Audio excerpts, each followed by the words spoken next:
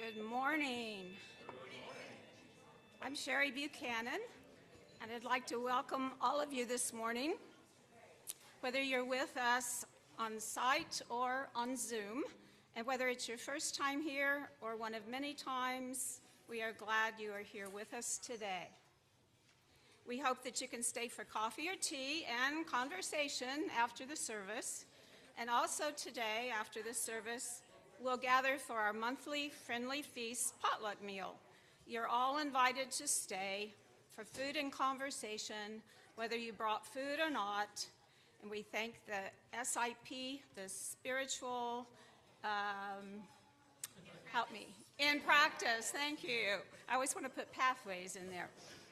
The Spirit in Practice group for hosting today's meal. The chalice lighter in the sanctuary today is Max. The chalice lighting words are from Lisa Garcia Sampson. Does everyone have your chalice still there? Ready to light? In these wild, historic, and uncertain times, we gather to remember who we are, who we belong to, and what we are called to do. As we light this chalice, we kindle the spirit of the great turning, the movement for justice alive in this nation today. May we feel it in our bones, and in the stillness of this hour, may we sense it calling our name.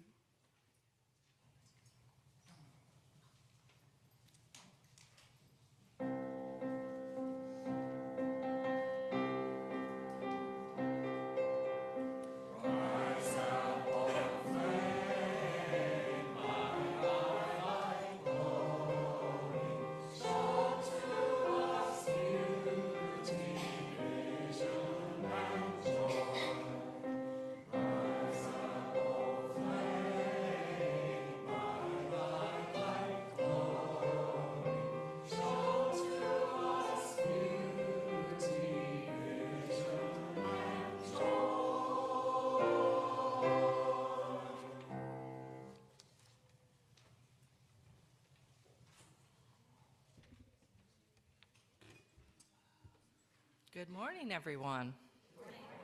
My name is Jennifer Dunn, and I go by she, her pronouns. Very happy to be here with you this morning to share the time for all ages. Libraries have long been symbols of freedom, the freedom to learn, to imagine, to become. But what happens when people can't get to the library? What if it has to come and find you? This is a story set in Afghanistan about a young girl who rides along with her mother on a library bus and discovers children for whom that bus is the only school they may ever know. I practiced some of the words in here. If I get them wrong, please give me grace. The story is The Library Bus by Bahram Rahman and illustrated by Gabrielle Grimard.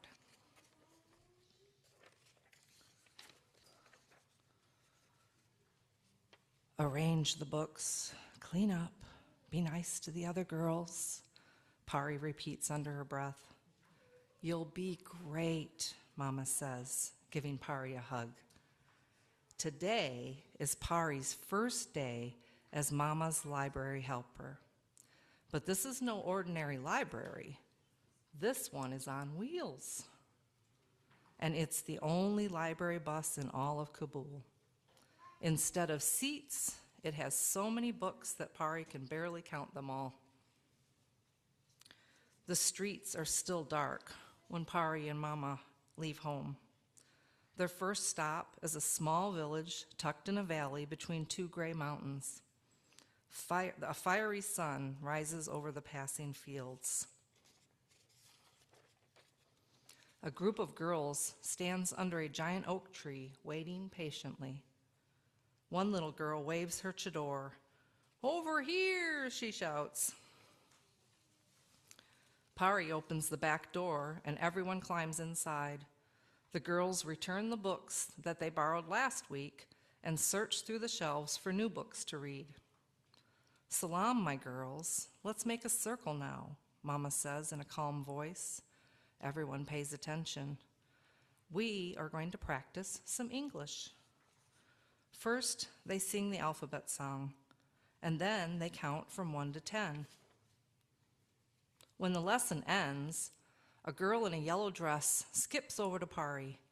"Are you new here?" she asks. "What's your name? Do you live here on the bus? Can you print ABC? I can print the letters all the way to Z." She talks very fast.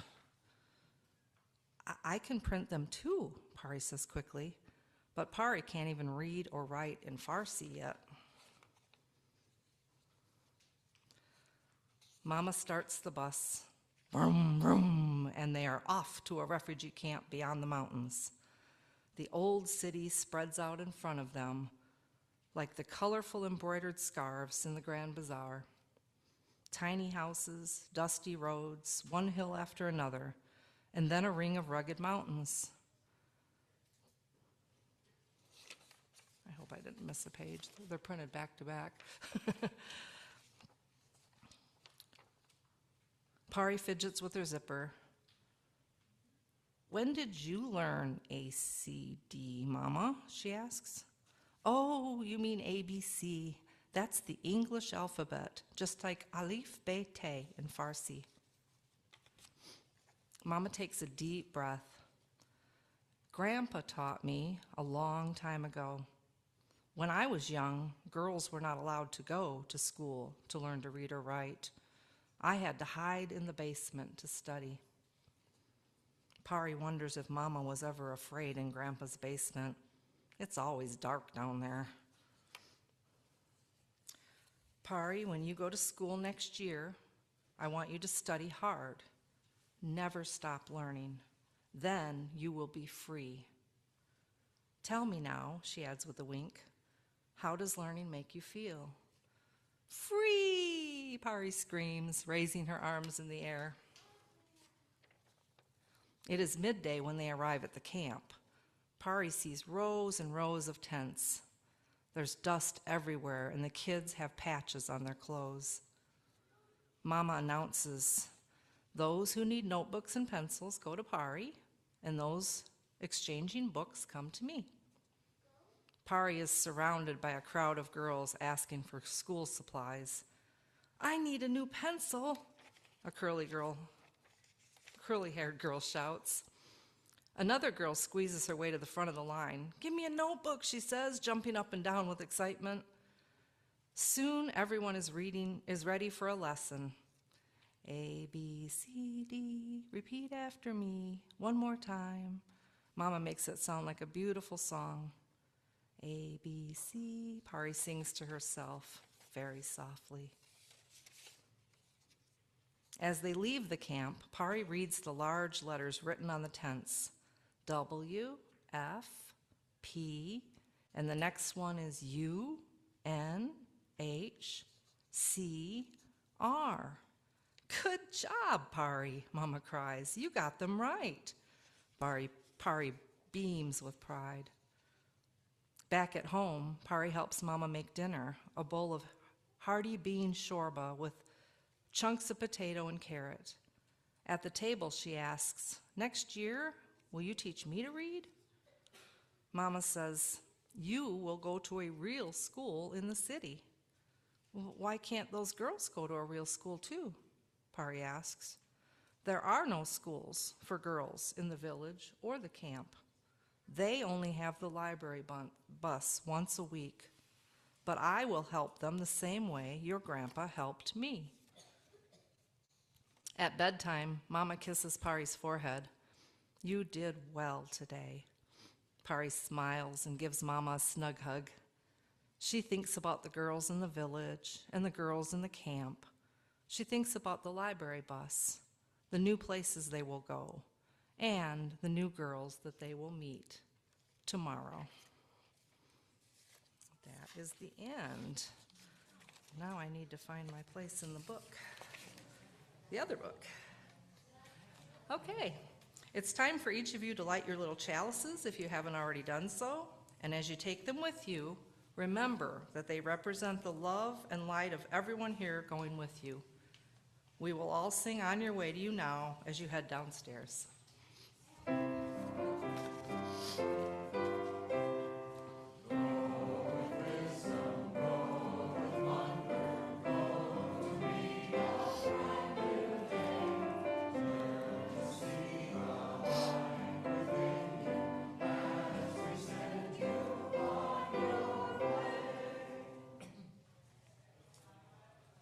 The prelude is For the Beauty of the Earth, from a chorale by Conrad Coker, arranged by Max Lyle and performed by Colleen.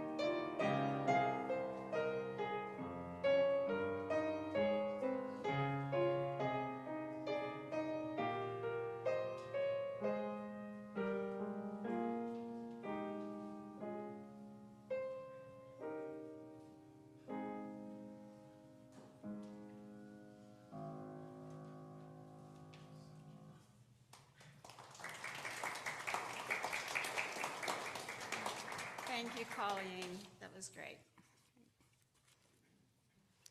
Today's words of invitation are by Renewal in a Weary World by Shan Woodbury. Welcome all who seek renewal in a weary world. Welcome all who come with love and energy to share. Welcome to those who worry for the future. Welcome each one who is grateful for today.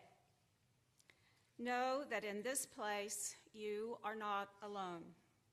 In community, we share our strength with one another, and we keep the flame of love burning bright. Know that in this place, responsibility is shared. Here, tradition holds us.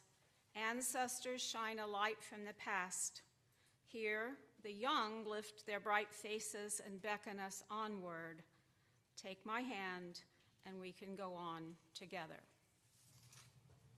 Our hymn of the month for July is This Is My Song. It's number 159 in the gray hymnal, and the words will be on the screen. You are welcome to stand or remain seated as we sing along. This is a good, strong song, so you might want to stand.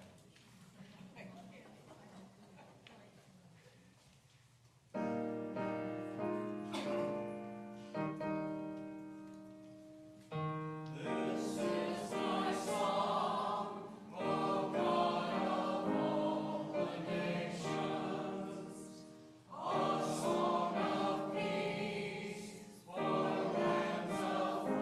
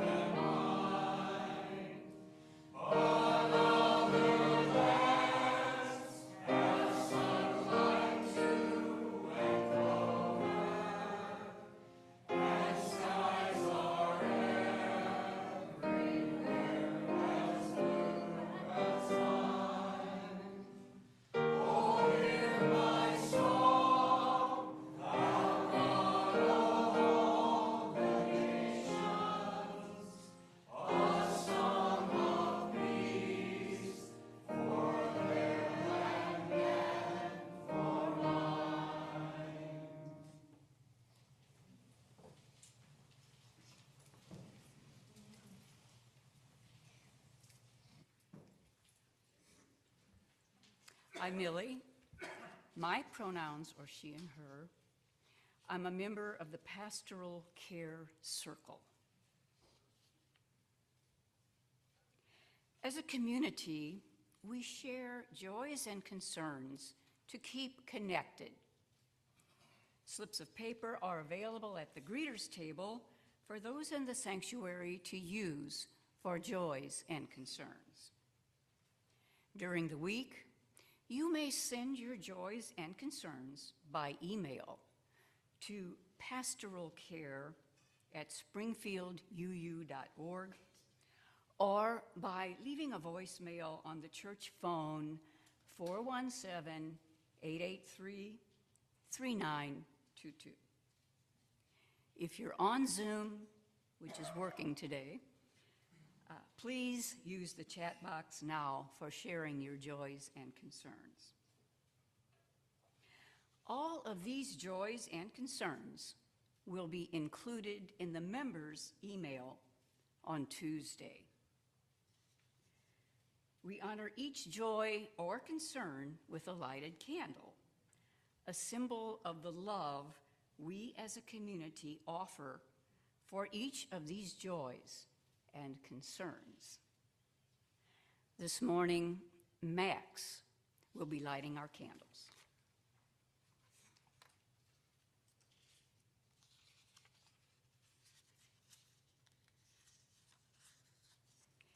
And now, as we begin this time of sharing, know that though we are in beloved community, know that though we are in multiple physical spaces, we are together in beloved community, or vice versa.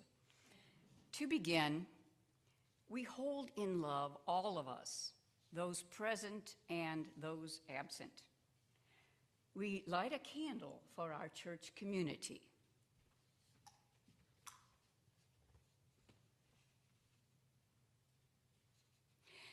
It is with much compassion that I announce the peaceful passing of my mom. This is from Charissa Young. You all remember Linnell. I think she was 103, 102. Oh, okay, all right. That I announced the peaceful passing of my mom, Linnell Young, on Monday, June 29th. Thank you for all your kind words and attention when greeting her during Sunday services. It meant the world to her. The friendly feast potlucks were her favorite events, and she was always amazed and commented on how nice and friendly everyone was to her. We light a candle of celebration and sorrow. Celebration for the long and well-lived life of Linnell, and sorrow for the family and friends who are grieving, and for all of us who are grieving.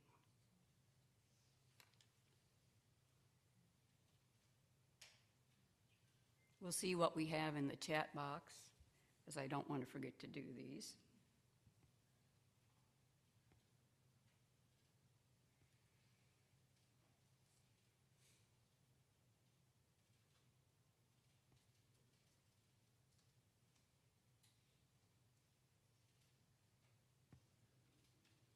I don't see anything in the chat box, so we'll just continue.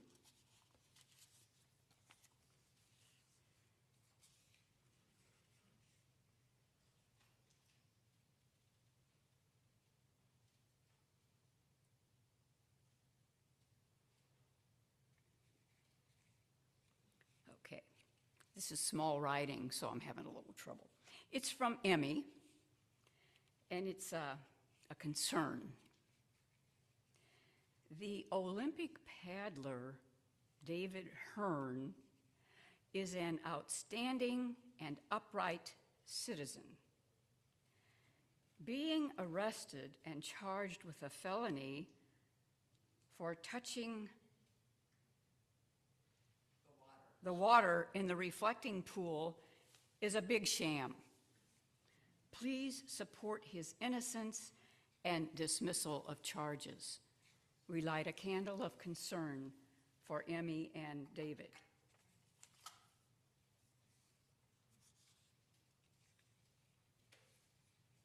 I think this is from Skylar. No, it's not from Skylar. I don't know, I can't really read it, but it begins with an S. So, can you tell me who you are? All right, okay. Oh, so proud. My daughter Claire just did her first show at Musical Theater Wichita. It was Hello, Dolly. Oh, Sabrina. Oh, I'm sorry, yes, okay. Let's see, and it says something about makeup and wig designer. Not sure about that. So we light a candle of joy for Sabrina. So sorry, Sabrina. This is from Becca. It's a joy. Thankful for Tony visiting this week. And she has a heart underneath that, and he's very special to her. So we light a candle of joy for Becca and Tony. This is from Becca Reynolds. I love my new job, exclamation point, exclamation point. Okay, a candle of joy for Becca. Right. This is from Steve Samuelson.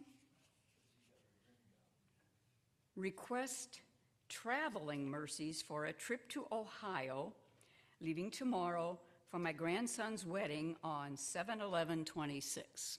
Right. So we light a candle of concern for Steve and joy that he's going to a wedding. Okay. This is from Sherry B. A joy for Colleen at the piano and Paul, our song leader. To all of our other talented musicians, enjoy your summer vacation. We are. Okay. We light a candle of joy for that. This is from Tessa. Tessa. We are starting the RISE program toward home ownership. Wonderful. All right, we light a candle of joy for that. This is from Paul and Rebecca. It's a joy. They celebrated their 23rd anniversary yesterday. I remember being at their wedding. Thanks for the additional fireworks. Okay, we light a candle of joy for Paul and Rebecca. Okay. We honor the complex and heartbreaking struggles of our world. We light a candle for all who are impacted. In closing, for those joys and concerns that remain unspoken in our hearts, we light a candle.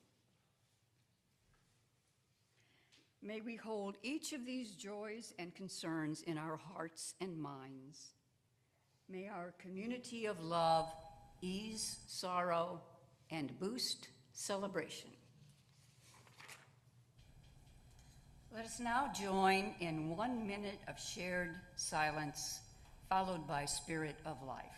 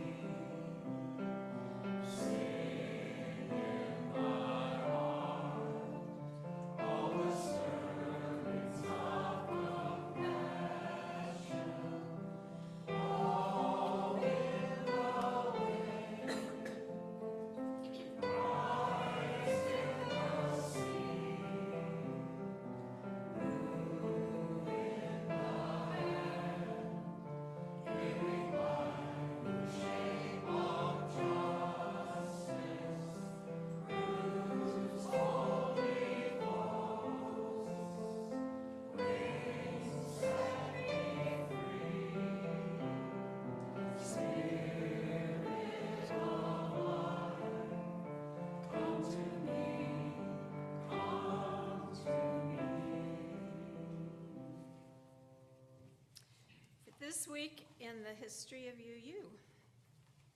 July 4th, 1826 marks the death of John Adams at the age of 90 and Thomas Jefferson at the age of 83. They were the second and third presidents of the United States and died on the same day. Exactly 50 years earlier, the 13 colonies heard the first public reading of the Declaration of Independence, of which Jefferson was the author and Adams a primary editor. Despite intense disagreement during their careers in political office, in later life they reconciled and conducted a famous correspondence which included discussions of their differing views of Unitarianism. The offering we take each Sunday is an opportunity to recommit to this place and to these people. It's as much a ritual as singing together, lighting our chalice, or reciting our unison sending words. It is a reminder of that form of love we call generosity. It's how we show that we believe it is important to worship together, to help our community, and to say yes to the values of our faith.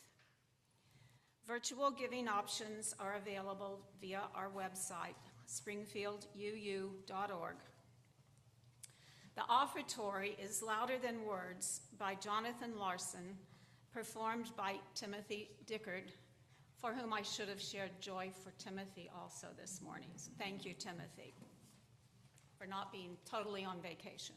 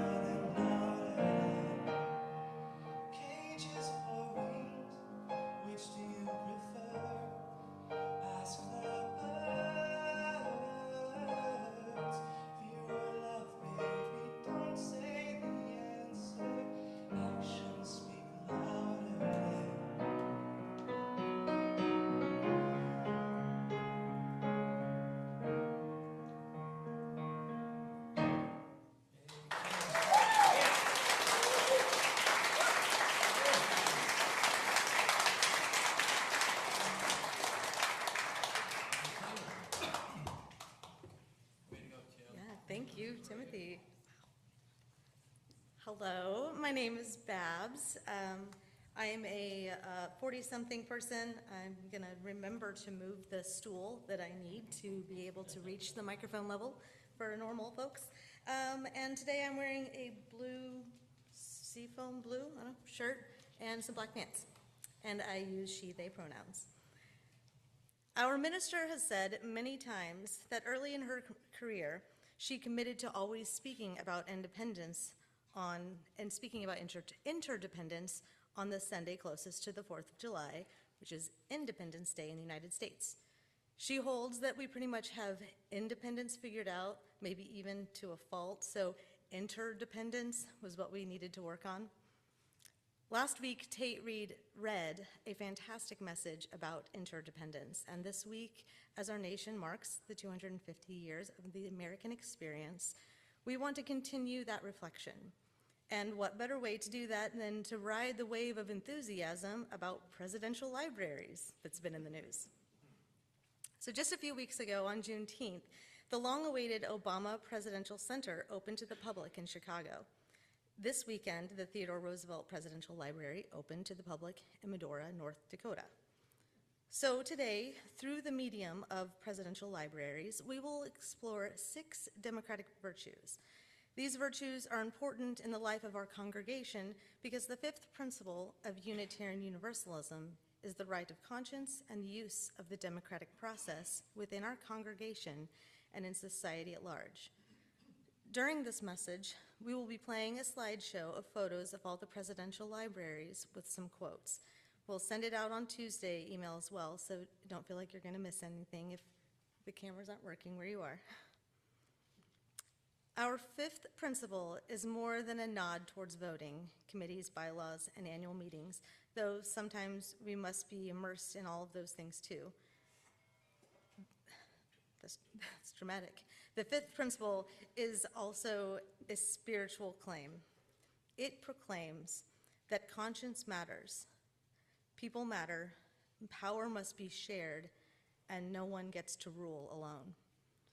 It says that the wisdom we need is not located in a single person, or a single office, or a single party, a single pulpit, or within a single generation. But what do we mean when we speak of the right of conscience? The right of conscience is the fundamental human right to hold, change, and act upon one's own deeply held moral, ethical, religious, philosophical beliefs, even if they conflict with the majority opinion or governmental expectation.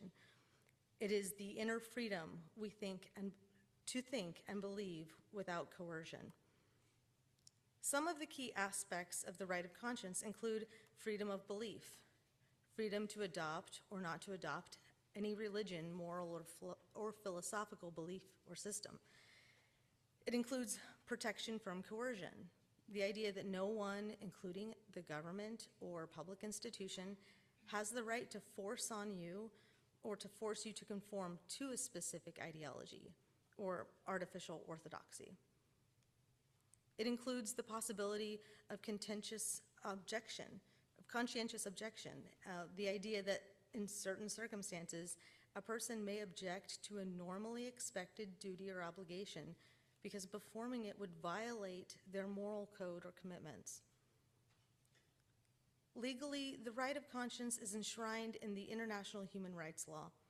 Article 18 of the Universal Declaration of Human Rights states that everyone has the right to, quote, freedom of thought, conscience, and religion, end quote, including freedom to change one's religion or beliefs and to manifest it in teaching, practice, worship, or observances. In the United States, the conscience rights also are connected to the First Amendment, which protects the free exercise of religion and guards against government-imposed religious orthodoxy. But rights are never self-protecting. And some of recent decisions and actions by the executive branch of our government seem to be moving us away from the right of conscience. So it is important for us and for our democracy that we continue to insist that conscience remains central to civic practices. Sometimes that will require a bit of a fight. In fact, Theodore Roosevelt said in his famous Citizenship in the Republic speech of 1910, "The credit belongs to the man who is actually in the arena, whose face is marred by dust and sweat and blood, who strives valiantly, who at best knows the end, the triumph of high achievement, and who at worst, if he fails, at least fails while daring greatly." Roosevelt's language is dated, but the charge still stands. Democracy will not be protected by those who comment from the cheap seats. It belongs to those who enter the arena and who show up and who risk being changed. Staying in the arena, fighting the fight, doing the work, showing up for our neighbors and for our democracy itself requires something of us. Today, we are calling those things democratic virtues: conscience, memory, participation, dissent, accountability, hope. Neil and Becca will share more about those.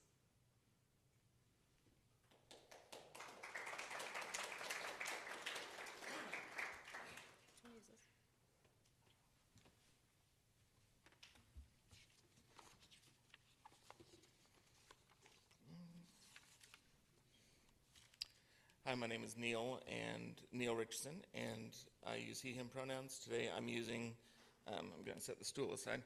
Today I'm wearing my 4th of July of the year from Eddie Bauer because they have a new one every year, and so that's the one I'm wearing today. It's got a Yeti carrying an American flag through the woods to remind us all to get outside every once in a while.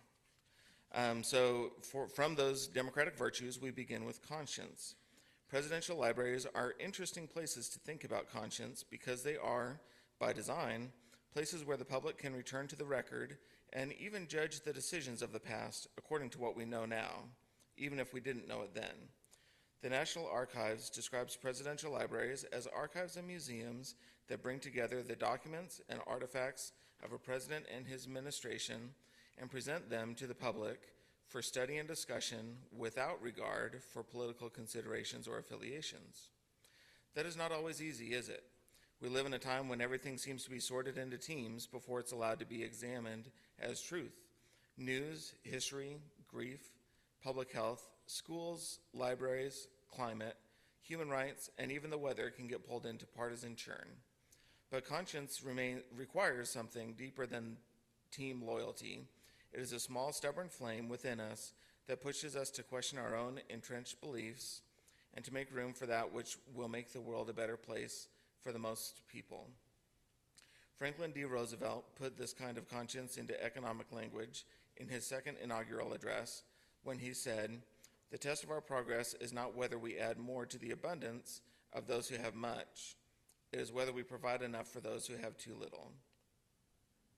The right of conscience means that we each carry a sacred responsibility to listen inwardly, but it also means that we must listen outwardly, especially to those whose pain reveals what our systems would rather hide. Eleanor Roosevelt, whose legacy is preserved alongside FDR's, helped shape the Universal Declaration of Human Rights and served as the first chair of the United Nations Human Rights Commission.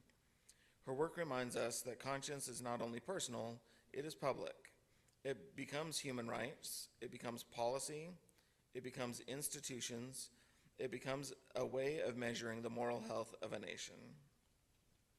The second democratic virtue is memory. This is where presidential libraries have something profound to teach us. They exist because democracy needs a record. The National Archives say presidential libraries are repositories of history, designed to hold, preserve, and provide access to presidential archives, including documents, films, recordings, photographs, and even social media posts generated by a president or staff during a term in office. And a fun fact, the Obama Presidential Library is the first fully digital archive of presidential records. So even if someone can never make it to the Obama Presidential Center, they will always have access to the archives and official record. Memory is a democratic value because it gives conscience somewhere to stand. The Truman Library offers one vivid example. During Truman's presidency, engineers determined that the White House itself was structurally unsafe. Interior walls were overloaded, The second floor was caving in. Plumbing and wiring were unsound. The Truman family had to move out while the building was gutted and rebuilt from the inside. That is almost too good a metaphor to pass up. Sometimes the house looks fine from the outside, and memory helps us notice when the house of democracy needs repair, because we remember the failures of the past as well as the successes. Presidential libraries can be complicated places because they can lean towards legacy building. They can become monuments to power, but when they serve democracy well, they help us see a full record of courage and compromise, vision and blindness, progress and harm. The third democratic virtue is participation. If conscience is the inner flame and memory is the public record, participation is where democracy gets its legs. The LBJ Presidential Library preserves the record of the Voting Rights Act, one of the most significant acts of democratic participation in American history. In 1965, as he urged Congress to pass the voting rights legislation, President Johnson said, "In our system, the first and most vital of all our rights is the right to vote." Jefferson described it as the ark of our safety. It is from the exercise of this right that all our other rights flow. And at the signing of the Voting Rights Act, Johnson named the wrong plainly. Millions of Americans were denied the right to vote because of their color. This law will ensure them the right to vote. Participation matters because rights that cannot be exercised are not fully rights. We have seen many of those protections stripped away in recent years, and we must work to ensure unencumbered participation in our governance to every single member of our society. This means we must ask what barriers must be removed so people can actually enter. The JFK Presidential Library preserves another form of participation, which is service. Kennedy's call helped give birth to the Peace Corps. The JFK Library describes how students responded to his 1960 challenge, eventually helping spark a movement of Americans willing to serve abroad in the case for peace and development. A few of those who responded to that call are members of this congregation today, and we thank them for their service. Kennedy said in connection with the Peace Corps that the responsibility for peace is the responsibility of our entire society. Sometimes that responsibility requires a great deal of courage and honesty to fulfill, and I'll let Becca tell you about that.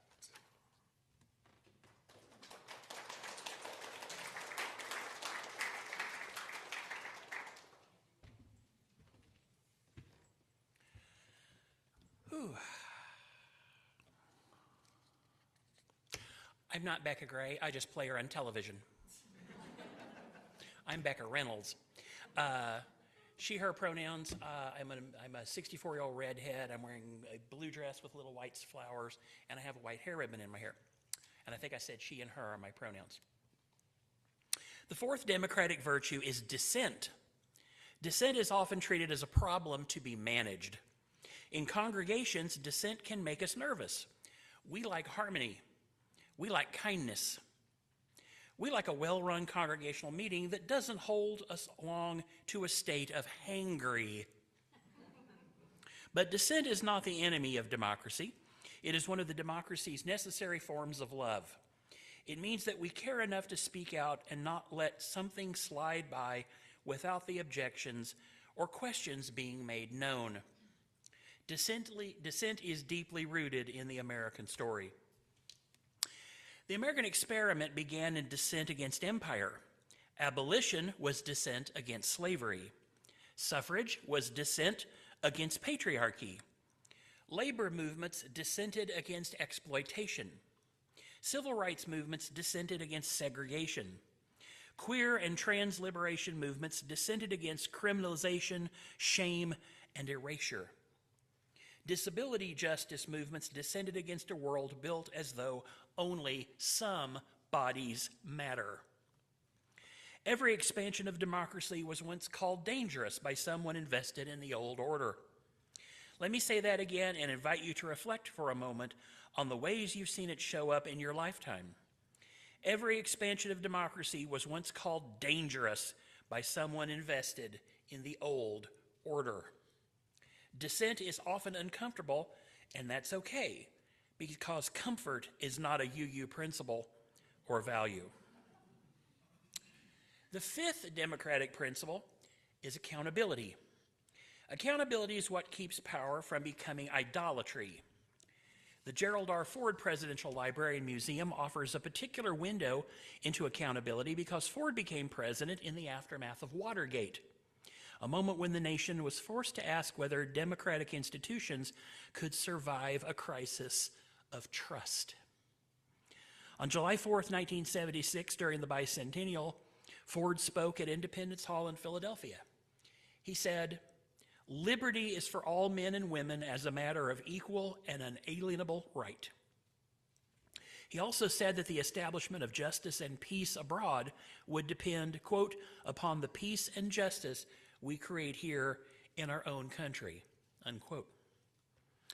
Jimmy Carter often spoke to this virtue with moral clarity. In 2016, he wrote, "In our democracy, the only title higher and more powerful than that of president is the title of citizen.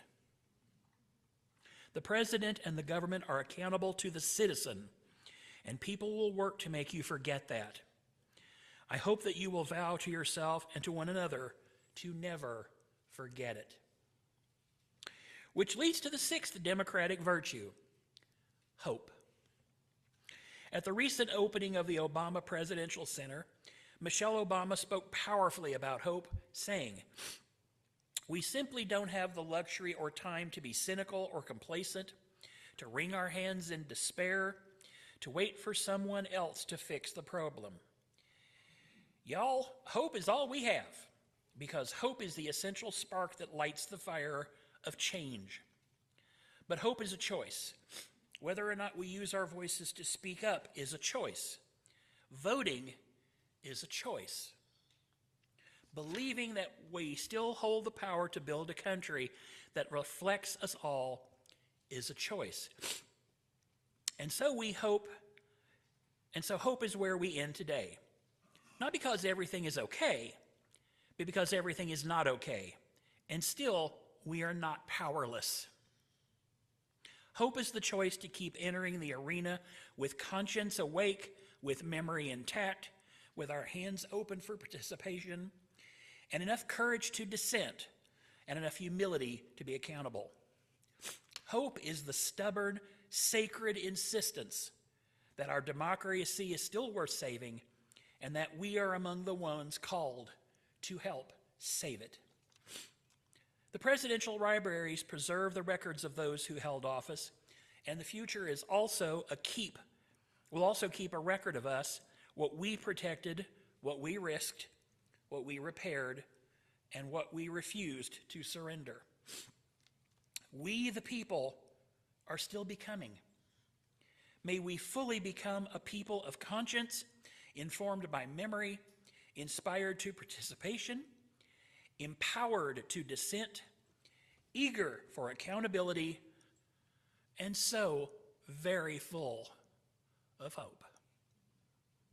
May it be so. Blessed be, and amen.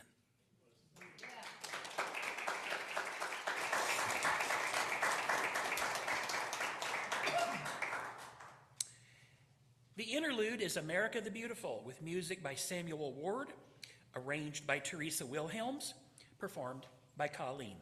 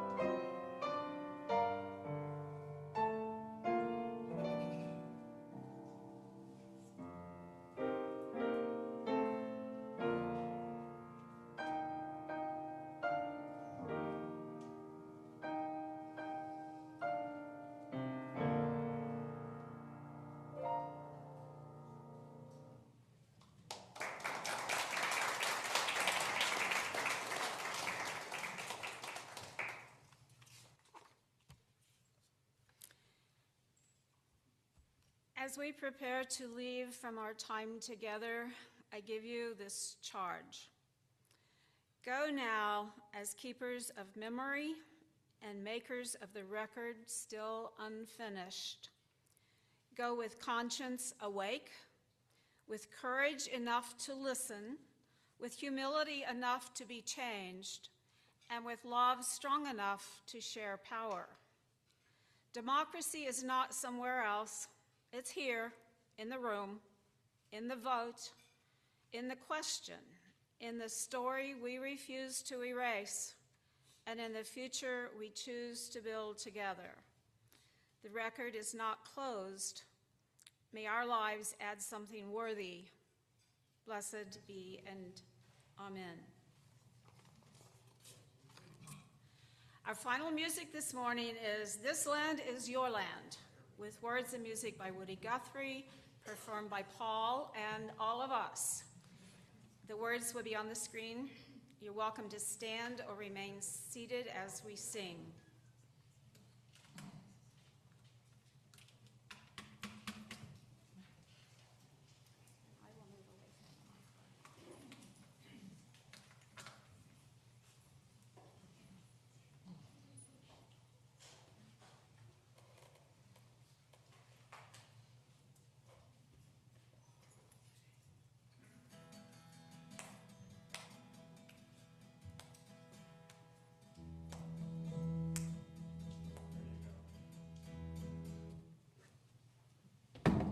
All righty then. Take that.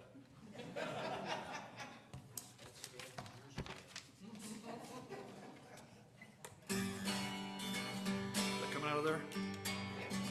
This land is your land. This land is my land. From California to the New York Island. From the Redwood Forest to the Gulf Stream waters. This land was made for you and me. As I was walking that ribbon of highway, I saw above me that endless skyway. I saw below me that golden valley. This land was made for you and me. I roamed and rambled, I followed my footsteps through the sparkling sands of her garment deserts, and all around me a voice was sounding. This land was made for you and me. When the sun was shining and I was strolling, and the wheat field waving and the dust clouds rolling, and the fog was lifting, a voice was changing. This land was made for you and me.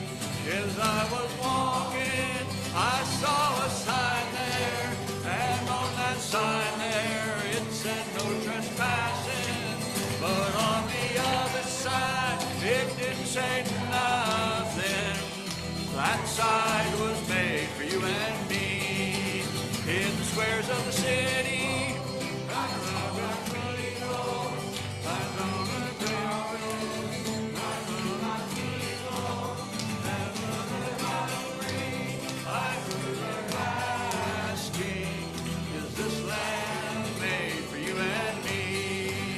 nobody living can ever stop me as I go walking that freedom highway.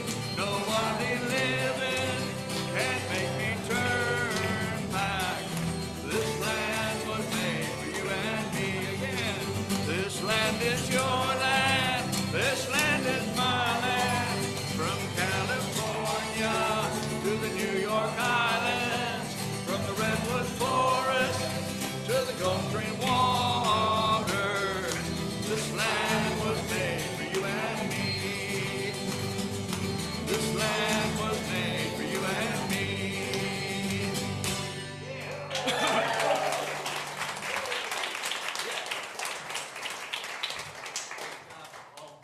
Thank you, Paul.